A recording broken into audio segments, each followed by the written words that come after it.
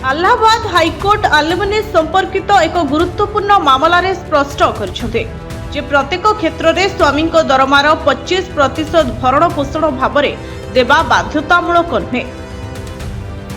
विचारपति अचल सचदेव कहते जे यह एक साधारण कथा एवं कोर्ट मामला उपरे निर्भर करी एही भत्ता वृद्धि किंबा ह्रास करि परिबो।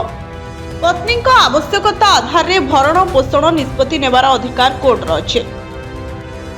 जे कानपुर देहतार एक दंपति मामलार शुणाणी समय कोर्ट पत्नी को दि जाउथुबा मासिक भरण पोषण 12,000 टंकार 20,000 टंका को वृद्धि करछन्ते। संपूर्ण मामला कौन आसंतु जानिबा।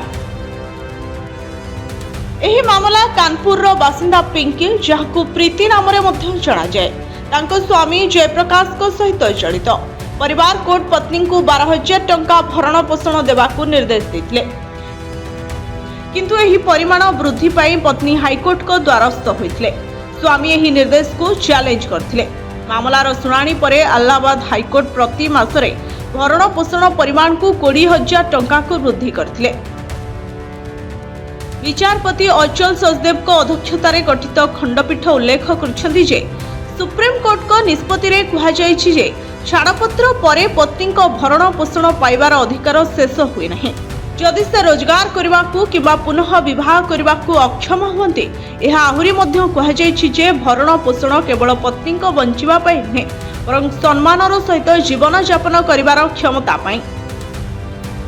कोर्ट आउ मध्य स्पष्ट करिसेंते स्वामी को दरमार 25% भरण पोषण भाव में प्रदान करबा स्वाभाविक एवं आवश्यकता उपरे निर्भर करी एहाकू वृद्धि किंबा ह्रास करा जाय परिबो।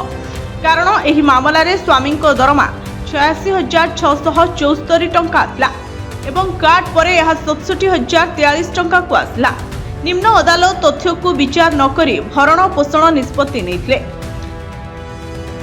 सुप्रीम कोर्ट को आवश्यकता अनुसार स्वामी तांको संपत्ति एवं दायित्वर एक सत्यपाठ मध्य दाखल करे नथिले।